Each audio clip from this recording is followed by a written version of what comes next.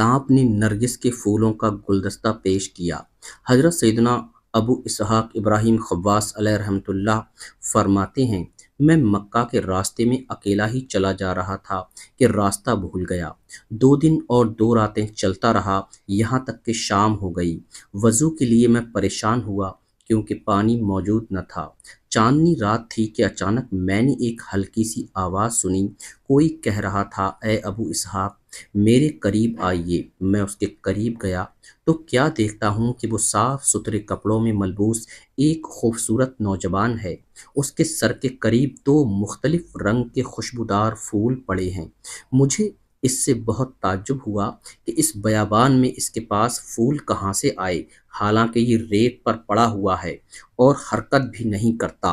उसने मुझे मुखातिब करते हुए फरमाया, ए अबू इसहाक, मेरी वफ़ात का वक्त करीब आया तो मैंने अल्लाह अज़्ज़ व जल्ला से सवाल किया कि मेरी वफ़ात के वक्त अपने औलिया इकराम में से किसी वली की ज़ियारत करा दे। तो एक आवाज़ आई कि अभी तेरी वफ़ात के वक्त तुझे अबू इसहाक खव्वास की ज़ियारत होगी। मुझे यकीन है कि वो आप ही हैं और मैं आपका मुंतज़िर था। मैंने दरियाफ़त किया, ए मेरे भाई, तेरा क्या मामला है? उसने जवाबन कहा, मैं अपने घर वालों में इज़्ज़त और आसूदगी की ज़िंदगी बसर कर रहा था कि मुझे एक सफ़र दरपेश हुआ।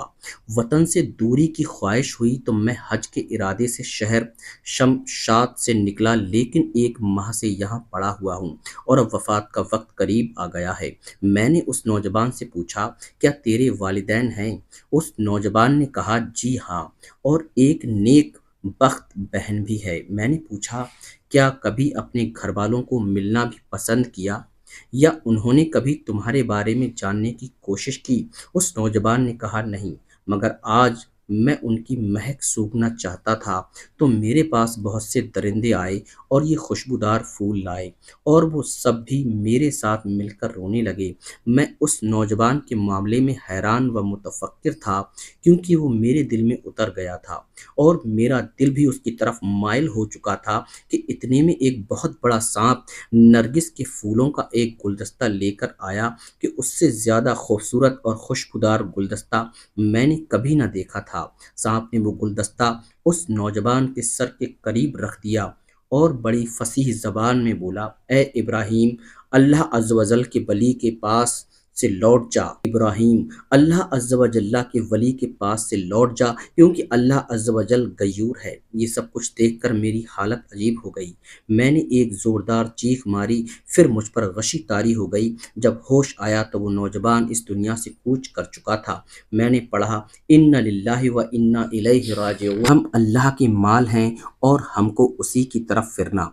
और कहा, ये बहुत बड़ी आजमाइश है, मैं उसके गुस्ल और कफन और दफन का इंतज़ाम कैसे करूँगा? तो अल्लाह अज़्ज़ व जल्ला ने मुझ पर ऊँग तारी कर दी, जिसके गलबे की वजह से मैं सो गया। तुलुए आफ़ताब के वक्त मुझे होश आया तो देखा कि मैं तो उसी हालत पर था, लेकिन उस नौजवान का कोई नामो निशान बाकी न था। मैं परेशान हो गया। बहरहाल जब हज अदा करके शमशाद पहुंचा तो चंद नकाब पोश औरतें मेरे पास आईं। उनमें सबसे आगे एक लंबे बालों वाली औरत थी जिसके हाथ में एक छागल थी और वो मुसलसल अल्लाह अज़्ज़ व जल्ला का जिक्र कर रही थी। जब मैंने उसको गौर से देखा तो उन तमाम औरतों में उसके अलावा किसी औरत को उस नौजवान के मुशाबा न पाया।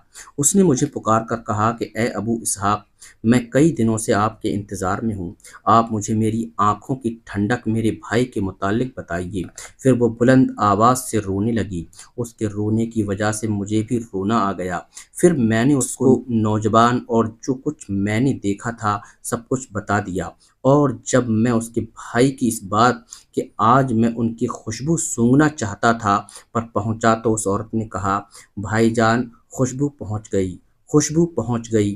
फिर ज़मीन पर गिरी और उसकी रूह कब से उनसरी से परवास कर गई। उसके साथ आने वाली औरतों ने जमा होकर कहा, ए अबू इसहाक, अल्लाह अज़्ज़ व जल्ला आपको जज़ाए खैर अता फरमाए। जब उसको दफन किया गया तो मैं उसकी कब्र के करीब रात तक खड़ा रहा। मैंने रात ख्वाब में उसे एक सरसब्ज़ व शादाब बाग में देखा और उसका भाई भी उसके करीब खड़ा था। वो दोनों कुरान पाक की ये आयत मुबारक पढ़ रहे थे। ऐसी ही बात के लिए